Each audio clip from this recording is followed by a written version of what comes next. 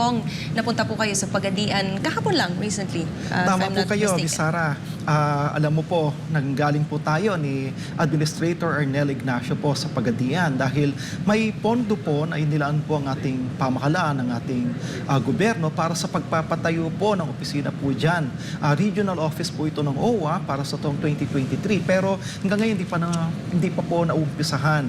Kaya medyo nag-aalala po tayo at pinuntahan natin mismo yung lugar na pagtatayuan po nitong opisina ng OWA para mas mapalapit po ang serbisyo po ng ating pamahalaan sa lahat po ng mga kababayan po nating ng ibang bansa.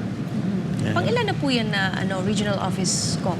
Marami na po ba across Philippines? Meron sa lahat naman po ng regions ng ating gobyerno ng Pilipinas, meron pong office po ang OWA. Pero mangyayari po rito, ililipat po yung isang opisina po dyan at ilalagay na po dito sa Pagadian. And ang nakakatuwa dyan, Miss Sara at Franco, ay libre po, donasyon po ng City o Pagadian itong lugar na pagtatayuan. Kasi may bago po dyan na itinatag po yung Pagadian City na tawag po nila dyan ay Regional Government Center. So lahat po ng mga regional offices ng iba't ibang mga ahensya ng pamahalaan ay nakalagay na po dyan sa lugar po na yan. So kulang na lang po yung OWA. And makikita po ninyo yung picture po na yan.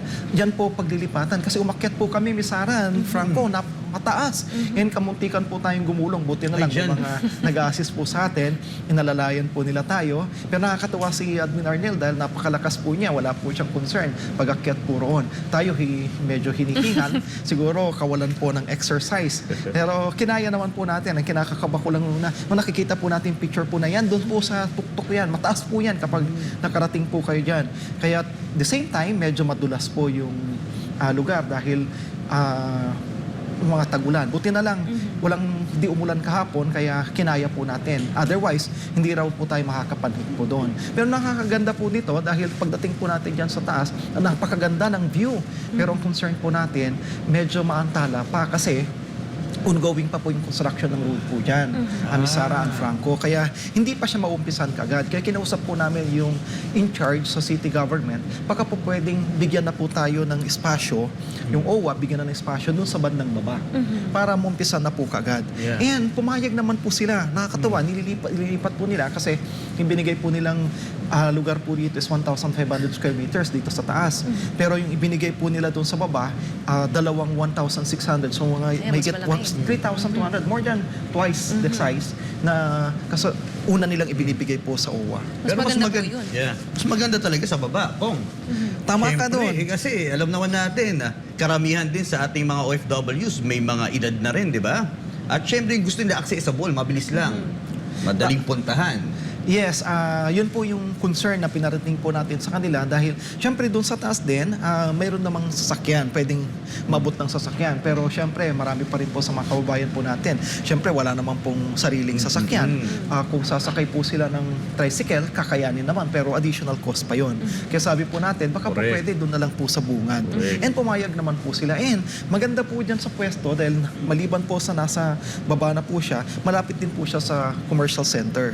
And syempre, kapag nasa commercial center, yung kinukwento nga rin ni Admin Arnel, lahat po kung saan po nagtatagpo yung OWA, kadalasan daw po nabubuhay yung commercial area po roon. Yes. Miss Sara and Franco, iisa lang ibig sabihin po noon kasi may pera yung mga kababayan po natin.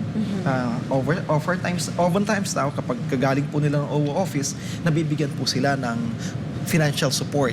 So oftentimes, yung pera po na natanggap po nila, bumabalik din sa ekonomiya po natin sapagkat nagagastos po yun para sa paglago pa ng ekonomiya o negosyo. So kung kailan naman po ang target date na matapos ito? Tama ka dyan. Actually, yung target date natin originally po rito, dapat January pa lang. Naumpisahan na. Kaya lang, dahil nga po wala pong access road pa doon sa binigay, and kakailanganin po ng soil testing, hindi pa nagagawa, kaya naantala. Pero ngayon, dahil inilipat na po siya doon sa baba, we're looking at by December, magkakaroon na po ng groundbreaking. Itong taong ito. Groundbreaking, okay. Opo. And kakatuwa rin dahil yung city mayor at yung mga opisyal po ng yung congresswoman, nabit din po natin dyan, si Congresswoman Divina Grace Yu, kasama ko po sa Kongreso at mga anak po niya.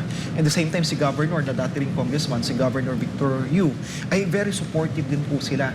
So napakahalaga po talaga na may buy-in yung mga local officials, mula dun sa Governor hanggang sa city officials. But at the same time, yung mga kongresista po nila, ay talagang all-out support din para masigurado po na maging mabilis po yung serbisyo para sa mga kababayan po natin. Importante talaga yan, Kong. At syempre, alam naman natin na marami rin sa ating mga kababayan dyan sa Pagadian ang nagtatrabaho rin sa iba yung dagat. At marami nga dito mga seafarers. At isa lang dito, kung marami rin nagtatanong sa atin, ano pa ba ang tanggapan na pwedeng padulungan ng iilan sa ating mga OFWs habang wala pa yung OWA? Nandyan na po, mayroon pong OWA po dyan. Tama yung binabanggit mo, Franco. Marami po dyan ang mga seafarers. Isa po yung Pagadian sa mataas na pinanggagalingan ng mga seafarers natin at mga Filipino migrant workers po natin. Kaya yung pinuntan din po natin dyan, OLT, yung Our Lady of Triumph, isa po sa courses na binibigay po nila, itong pong sa maritime. And at the same time, meron pong kontrata raw po sila ngayon, quote-unquote, dahil sila po yung in-appoint ng isang cruise line para dun sa modules na ibibigay po nila sa mga estudyante po nila ay yung approved ng cruise line na yon.